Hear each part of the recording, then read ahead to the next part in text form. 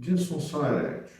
Bom, o conceito de disfunção erétil é não conseguir uma ereção rígida o suficiente para exercer a penetração. Aqui é muito importante deixar claro que é aquela pessoa que tem essa incapacidade de penetração seguidas vezes. Por quê? Tem uma disfunção erétil de outro, tem uma brochada eventual, isso aí já aconteceu com todos os homens. Quando isso acontece, a melhor coisa é dar uma relaxada. Às vezes você recupera naquela noite mesmo. Se não recupera naquela noite, paciência. Na próxima você se recupera. Quanto mais ansioso você fica, pior fica a situação. Mas vamos lá. Qual que é a importância de disfunção erétil? A disfunção erétil vai muito além do problema sexual. Vai muito além de você ficar chateado que não consegue ter relação. A disfunção erétil pode ser sinal de uma série de doenças, que eu vou explicar aqui agora. E o tratamento ideal da disfunção erétil passa pelo tratamento dessas doenças também. Então não é simplesmente tomar o remedinho. O remedinho eu vou receitar, a maior parte dos médicos vai receitar. Só que tem muito mais camadas nessas histórias. E é necessário que você faça o tratamento completo para manter a sua saúde boa e para você ter um tratamento, uma solução duradoura. E não uma solução que logo deixe de funcionar. Então vamos lá. 40% dos homens aos 40 anos vão ter disfunção erétil. Isso é estatístico, é normal. Vários fatores da nossa sociedade levam um número tão alto. Porque afinal de contas, 40 anos está muito novo, né? Quais são eles? Então, vamos enumerar.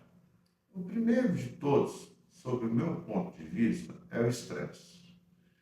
O estresse e também a depressão, que são dois problemas geralmente ligados ao nosso estilo de vida, a essa correria nossa, a falta de tempo para cuidar de si, exigências muito absurdas, isso vai minando a sua capacidade. Então, o estresse e a depressão, por si só, eles atrapalham através do sistema nervoso central, através da cabeça mesmo, atrapalham você ter ereção, você ter relação com a sua parceira, e também eles reduzem a sua produção de testosterona, de forma que você não vai estar afim de ter relação, queda da libido. Então é um fator que precisa ser combatido ao máximo.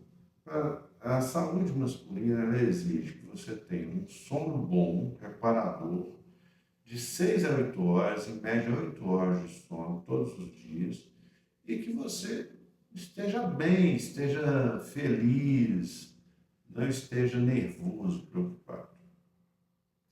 Segundo aspecto seria a doença plurimetabólica, ou seja, a obesidade, a obesidade, o diabetes e a hipertensão arterial. De um modo geral, elas andam juntas. A causa principal geralmente é a obesidade. Que nós temos uma epidemia de obesidade, ninguém tem dúvida. Você não precisa de fazer estatística. Você sai andando pela rua prestando atenção nas pessoas. Você vai observar que um grande número de pessoas acima de 40 anos está acima do peso. Muitas vezes até mais novas que isso. E essa epidemia tem cobrado um preço da gente. Muitas vezes essas pessoas estão obesas porque estão ansiosas e estão comendo demais. Tudo bem, é tudo relacionado mesmo, mas vamos lá na obesidade. A obesidade por si só age como efeito, como fator de risco, muito importante para doenças cardiovasculares. E, além porque ela causa, ela vai atrapalhar o seu colesterol, ela vai te levar a um risco maior de ter uma aterosclerose e uma obstrução arterial, inclusive para o pênis, por isso que é fator de risco para a ereção. Mas essa obesidade, ela, de um modo geral, ela é causa de hipertensão ou de agravamento da hipertensão. Nós sabemos que quando o paciente emagrece, a pressão dele cai. Então, é muito importante essa relação. O tratamento da obesidade é muito importante, porque você vai reduzir o risco desse paciente ser hipertenso ou vai reduzir a gravidade da hipertensão dele. Mas não paramos aí. A obesidade também é o fator número um, é o principal fator para o diabetes do tipo 2, o mais comum entre nós. É o diabético que ficou diabético depois de bastante adulto, que toma comprimido, não toma insulina, toma comprimidos. Então, se você conseguir tratar a obesidade nesse paciente, você melhora muito o diabetes dele. A obesidade é fator de risco para o diabetes. Por isso que é uma doença metabólica. O diabetes e a hipertensão, eles agravam as doenças vasculares. Então, são dois fatores de risco para o infarto, para a disfunção erétil, para o AVC, porque eles vão obstruir as artérias. Saindo desse complexo de doenças multimetabólicas, nós temos ainda o consumo de bebidas alcoólicas e o consumo de tabaco. Cada um à sua maneira, eles também pioram muito a questão sexual. O tabaco, ele age diretamente nas artérias. Ele é causa de obstrução arterial crônica e também causa obstrução aguda por vasoconstrição. Então, é muito difícil o número de pacientes, aqueles pacientes tabagistas têm um índice muito maior de doença de disfunção erétil do que os não tabagistas. A vantagem aqui é que se você para de fumar, a vasoconstrição arterial melhora. Então, os seus fatores de risco melhoram imediatamente a partir do momento que você parou de fumar, apesar de que a lesão dos vasos continua. A bebida alcoólica também, potencializa a dislipidemia, quer dizer, a alteração do colesterol, e ela age no cérebro agudamente, dificultando você ter ereção, porque ela deprime o sistema nervoso central e você não vai conseguir ter uma ereção. E do ponto de vista crônico, ela baixa muito a sua testosterona e vai destruir sua libido. Então, o álcool e a bebida alcoólica também são um problema muito grave que causa, são potencializadores da disfunção erétil. Finalmente, nós temos mais um problema, que seria o uso de tóxicos, né? Drogas ilícitas. Todas elas liberam muita endorfina e você acaba tendo um desinteresse pelo sexo. Cada um a seu modo vai destruir a sua vida sexual. Então, nós vemos aqui que muito além de tratar a disfunção erétil isolada, é preciso de avaliar todo esse conceito no qual o paciente está inserido. Então, nós precisamos verificar se existem os fatores de risco, obesidade, hipertensão, diabetes, o consumo de drogas lícitas ou ilícitas, tudo isso deve ser melhorado para que esse paciente tenha uma qualidade de vida melhor e tenha maior sucesso na sua vida sexual, maior sucesso no tratamento da disfunção erétil. Bom, finalmente, nós fazemos simultâneo. Nós trabalhamos a qualidade de vida do paciente e também damos as medicações. Quais são as medicações que são usadas para a disfunção erétil? Aqui é muito importante esclarecer. Um podcast, um vídeo no YouTube, ele não substitui a consulta. Então, as pessoas são individuais. Nós já vimos que existem inúmeros fatores de risco associados à disfunção erétil. Você não pode tomar esse podcast como sendo uma consulta. Você precisa ir ao médico para verificar seus fatores de risco e fazer o seu tratamento adequado à sua realidade. Porém, em linhas gerais, o carro-chefe do tratamento da disfunção erétil são os inibidores das fosfodiesterases. Falando em linguagem comum, são os tadalafilas e as sildenafilas que vocês conhecem, que tanta gente conhece. São medicamentos bastante seguros. É interessante que é muito comum o paciente não tomar a medicação por medo. Não. Se você passou por uma avaliação correta, o médico fez as perguntas todas, pesquisou seu histórico de doenças, seu histórico de alergia, e decidiu que você deve tomar um medicamento desses, toma. Você vai ter um bom resultado, não precisa ter medo. Mas continuando aqui. O carro-chefe são esses medicamentos orais. Quando o paciente não tem resolução com esses medicamentos orais, nós fazemos alguns tratamentos, como, por exemplo, as injeções intracavernosas. A seringuinha dessas de insulina, com uma quantidade X de medicação que provoca vasodilatação. E o inconveniente aqui é que você precisa fazer uma injeção no seu pênis logo antes da relação. É preciso algum treinamento, nem todo mundo se adapta. Aqueles que se adaptam geralmente gostam e usam por muito tempo isso. Nós temos ainda os tratamentos de prótese. A mais conhecida, a mais usada no nosso meio, na realidade Brasil, é a prótese maleável. O que é uma prótese maleável? É um cilindro, são 2 cilindros de silicone, e dentro dele nós temos um fio de aço. Acredito que seja aço. Fala-se platina, mas nunca vai ser prata aqui. Você tem um fio de aço muito torcido que ele mantém a posição. Então é como um fio de cobre. Você dobrou, ele fica dobrado. Você colocou ele reto, ele fica reto. Essas dois cilindros de silicone são implantados dentro do corpo cavernoso. 2 esclarecimentos importantes. O primeiro, não tem jeito de fazer o seu pênis aumentar com prótese. A prótese ela vai dentro do pênis, então essa prótese ela vai ocupar o espaço existente no seu pênis. Você vai ter um pênis do tamanho próximo ao seu pênis normal, quando jovem, a sua ereção normal. Não tem muito, não é como a mama da mulher, que você pode fazer um aumento de tamanho. Infelizmente, a tecnologia nos permite, com a prótese, fazer só que seu pênis tenha um tamanho similar ao tamanho dele quando jovem.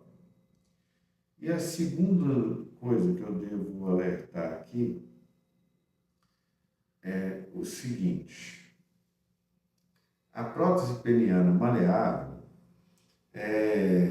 ela funciona bem, ela pode ser ocultada, mas sempre vai ter aquele pênis com aquele aspecto um pouco de ereção. Você dobra e oculta a prótese, você estica e deixa a prótese normal. Beleza? Colocou a cirurgia, 95% dos pacientes ficam muito satisfeitos com a prótese. Eventualmente, um ou outro não gosta da prótese.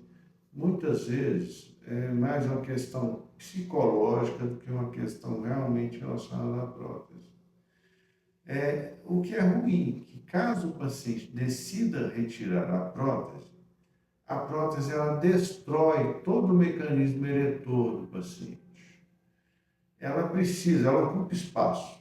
Então, para você colocar essa prótese, você precisa de passar, chama-se vela de Egger, passar um instrumento que vai comprimir, tirar todo o sangue, comprimir esse sistema eretor, esses corpos cavernosos, o parênquima dele, de forma a abrir um espaço onde vai entrar aquele cilindro. Então, quando você põe prótese, é uma coisa meio irreversível. Por isso que a gente só põe prótese em quem realmente precisa. Não põe prótese em uma pessoa que pode tratar com injeção ou com comprimido. Mas continuando o raciocínio aqui. Essa prótese é paga pelos convênios, é fornecida pelo SUS e tem um preço bastante acessível para aquelas pessoas que querem fazer a cirurgia particular. Funciona bem, mas não é perfeito. Nós temos as próteses infláveis. A prótese inflável é muito legal. Então, você tem 2 cilindros repletos de soro fisiológico que ficam dentro do onde antes estaria o sistema, os corpos cavernosos, no interior dos corpos cavernosos. E quando você quer ter uma ereção, você aciona uma bombinha que vai jogar soro para dentro desses corpos cavernosos, de forma que você tem uma ereção natural. O aspecto é de que você vai ter uma ereção natural. Aí você tem a relação e tudo. Ao final, você destrava essa bombinha e comprime o pênis de forma que esse soro volta para o reservatório. E aí você fica com um pênis flácido muito parecido com o de uma pessoa normal. É um mecanismo muito legal. Essas próteses são as próteses mais usadas nos Estados Unidos. Infelizmente, elas são pouco usadas no Brasil porque elas são bem caras. Elas custam aproximadamente o valor de um carro 0 km, um carro mais popular 0 km. Então, isso inviabiliza muito o seu uso no Brasil. Os planos de saúde não cobrem, assim, o SUS também não cobre. Então, a única opção que você tem é fazer isso particular, o que acarreta um custo relativamente alto. Bom, finalmente, nós precisamos falar sobre os hormônios. A disfunção erétil muitas vezes está relacionada como causa ou como item associado, ela tem a testosterona muito baixa, o hipogonadismo, se a testosterona muito baixa.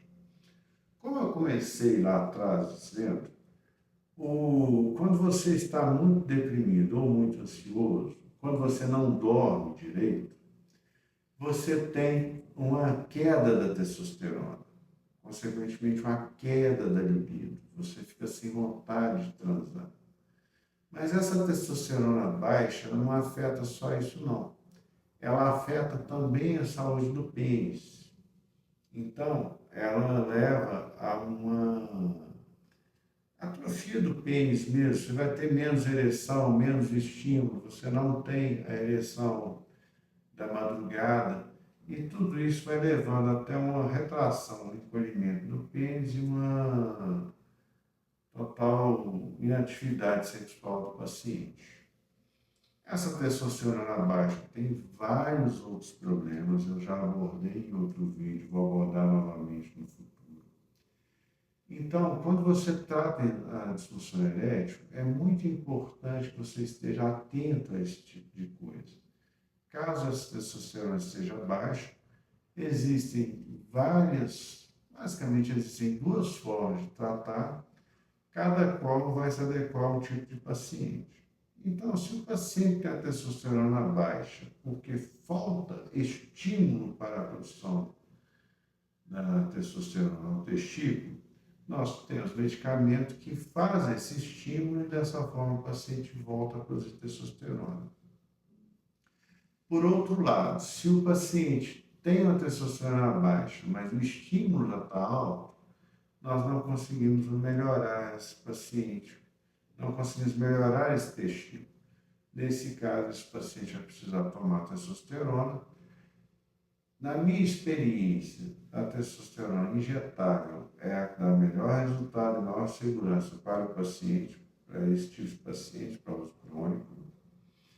A testosterona em gel, eu não tive bons resultados nos pacientes, eu insisti muito, mas não deu certo. Então, eu não tenho recomendado mais testosterona em gel. Outras formas de testosterona oral, outros medicamentos orais de testosterona mesmo, eles têm mais problemas, eles têm problema com o fígado e eu realmente não prescrevo. Não acho que seja interessante para os meus pacientes. Bom, acredito que eu tenha esgotado o tema por hoje. Logo, logo nós voltaremos mais a discutir individualmente cada um desses aspectos. Espero que vocês tenham gostado. Logo, logo nos encontramos novamente. Muito obrigado.